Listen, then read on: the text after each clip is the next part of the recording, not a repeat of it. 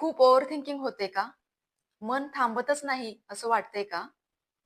रात्री उशिरापर्यंत डोळे मिटलेले असतात, पण मन मात्र जागच असतं. जर या शब्दांमध्ये तुम्हाला तुमचं प्रतिबिंब दिसत असेल, तर हा व्हिडिओ शेवटपर्यंत नक्की पहा. ओव्हर थिंकिंग म्हणजे सतत स्वतःला दोष देत राहणं, सतत काळजी करत राहणं आणि मनातल्या मनात लढत राहणं आहे. मी पुरेशी नाही, माझ्याकडूनच चुका होत असतात, लोक काय म्हणतील? हे विचार हळूहळू आपली ऊर्जा आणि आपला आत्मविश्वास दोन्ही संपवतात. पण एक प्रश्न स्वतःला विचारा, की हे विचार तुम्हाला मदत करतायत का?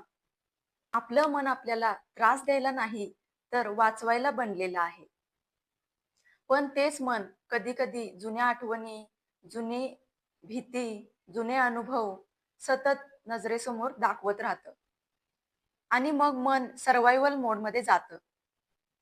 ओव्हर थिंकिंग कमी करण्याची एक सोपी सवय आपल्या मनाला लावायला हवी. ती म्हणजेच प्रत्येक विचार हा जो मनात येतो, तो खरा असेलच असं नाही, हे आपल्या मनाला पटवून देणं.